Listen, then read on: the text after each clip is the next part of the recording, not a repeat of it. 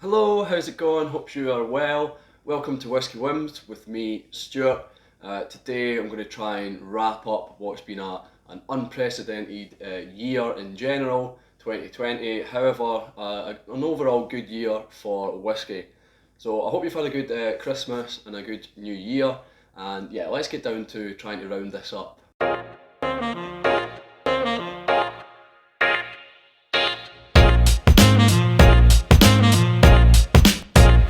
So I haven't actually decided what whisky is my whisky of the year for 2020. I'm actually just going to decide during this video.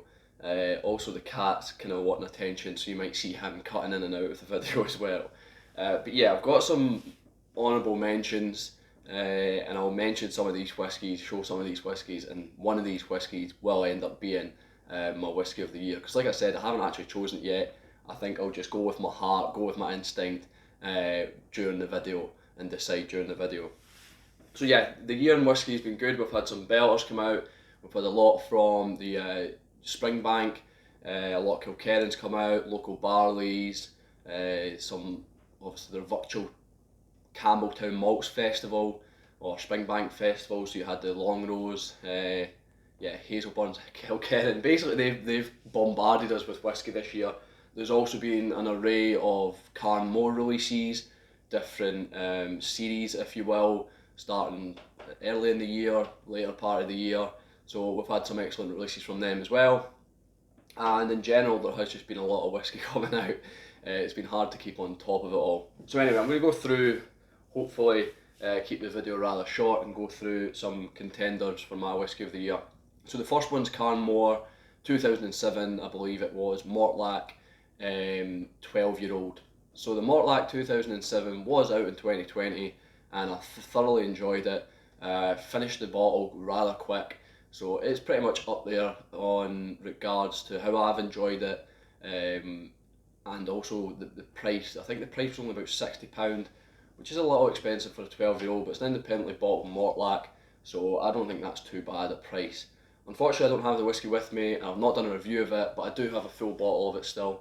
So when I crack that again, I probably will review it because it was fantastic. I just ended up finishing it so quick that I couldn't review it. So the next is another from Carnmore. It's the Ben Nevis 4-year-old. The reason this is in the list is because I do love a dirty whisky, and this was only £40. I think it was £38 that I actually purchased it for. 4-year-old, yes, it's young, but it doesn't act like a young whisky. It acts like a mature whisky. It's well balanced. This was released in 2020 as well. Bottled 2020. It's just a really dirty whisky, a really funky, maybe not funky, but yeah, dirty. It's got a lot going on, and I thoroughly enjoyed this. As you can see, I'm making my way through it. I think this came out kind of the autumnal, if that's the right word, autumn season. I think that this is when this one was released. So yeah, this is definitely a contender. You'll notice a little theme going on here.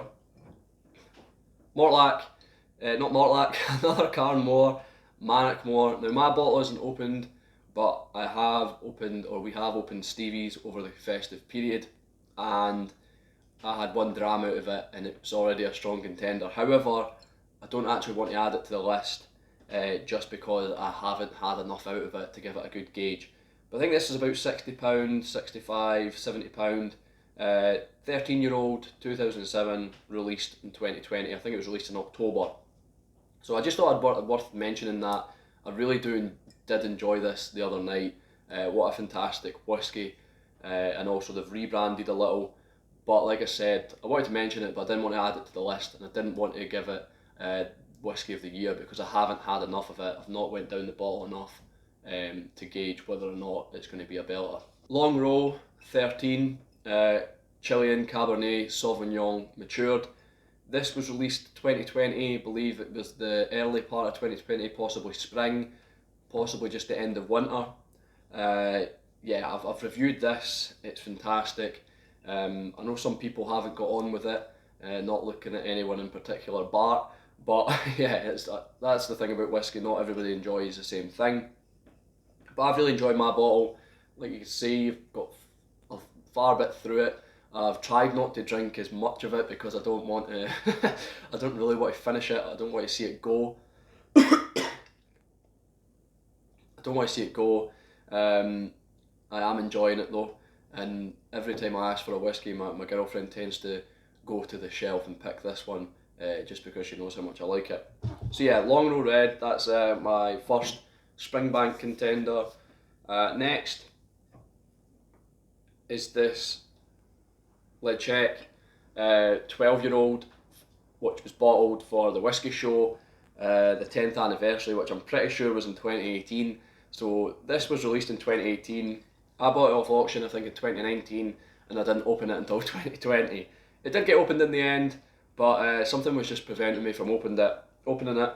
But then we had I think it was a live stream or something like that, and I opened it there. And I think it was a live stream with Whisky Rover, Jason, and what a beautiful whiskey. Once again, funky. You get a lot of sherry flavours, a lot of kind of sherry, sulphuric sherry in there. I need to review this because I'm enjoying it, and I keep forgetting that it's opened because I've had it sealed for so long.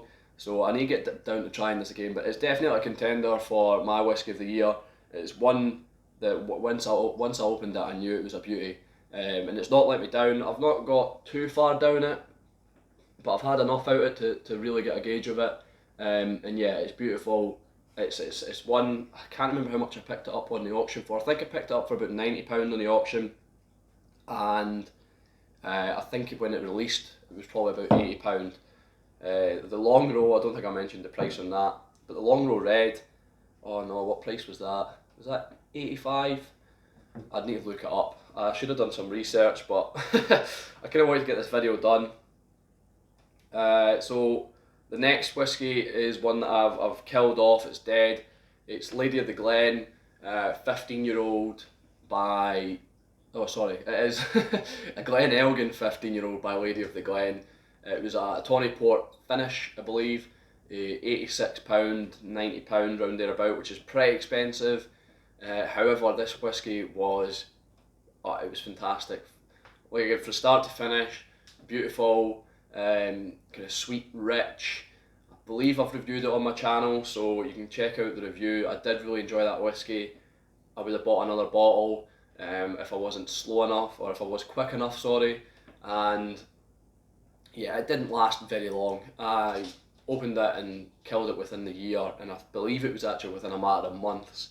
I shared it out with as many people as possible because I wanted to make sure that I wasn't just being a little bit biased or something because I'd purchased it, but everyone I'd given it to seemed to really enjoy it as well. So the Lady of the Glen, Glen Elgin's definitely up there. And yeah, £90 mark, it is a bit high price for a 15-year-old for a Glen Elgin. I mean, Glen Elgin isn't naturally the most popular distillery or the most well-known distillery, so it seems a little bit strange charging that high a price for it, but the whiskey speaks for itself, and I was happy to pay for that, and that is why it's in my list for Whiskey of the Year. Next is this Linkwood 11-year-old by the Single Cask. I've had a few bottles from the Single Cask, some of them better than others. Generally they're good whiskies.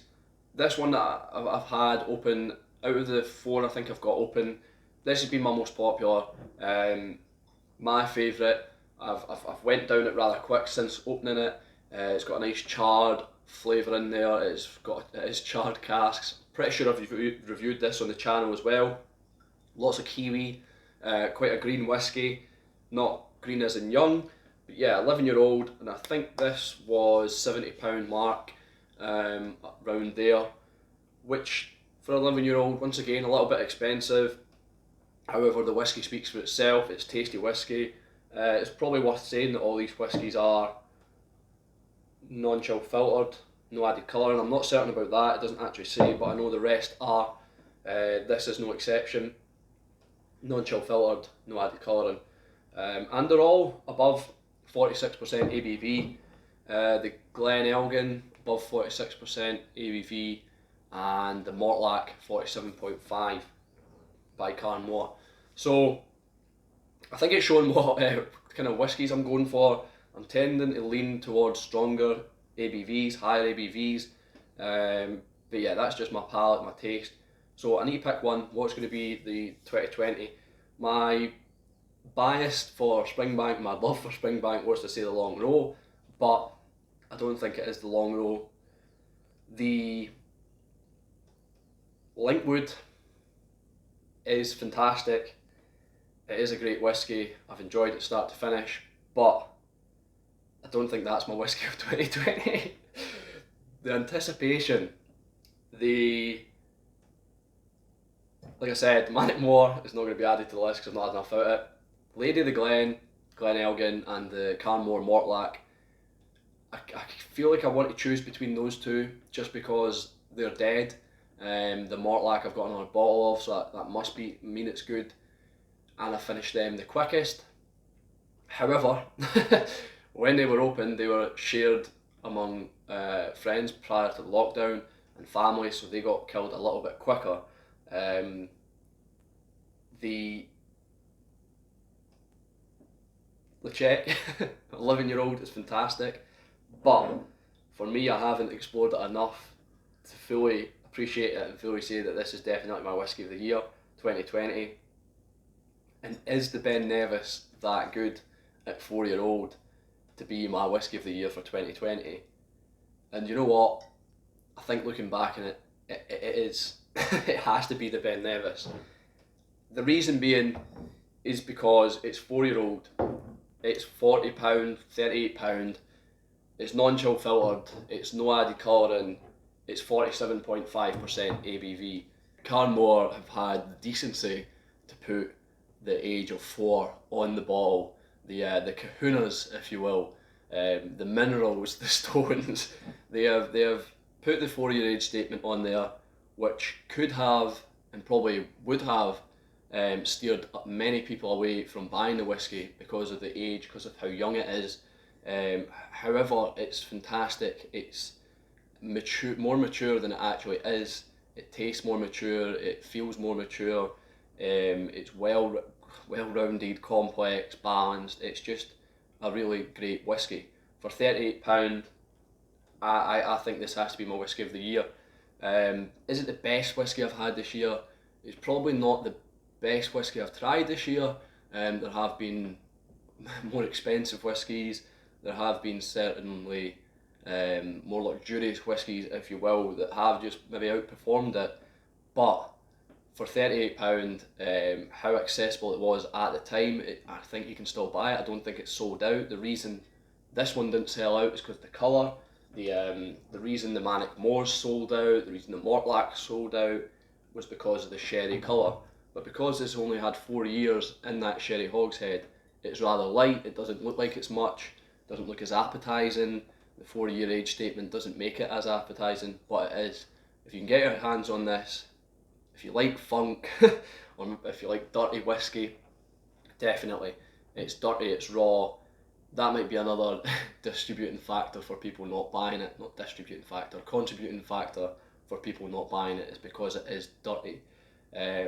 So maybe, yeah, I've chose my whiskey of the year. This might not be everybody's whiskey of the year is what I'm trying to say because of the dirtiness. Check my review out on this whiskey, you'll see what I mean. But yeah, it's fantastic. And yeah, kudos to Carnmore for bringing out fantastic whiskies month after month, release after release. They've all kind of hit the mark. I've not had a bad one yet. I've not tried them all obviously, but I've not had a bad one from what I've tried. And this is definitely a real winner. So thanks for watching. Hopefully 2021's a better year. I've been Stuart, this has been Whisky Whims. I'll see you later.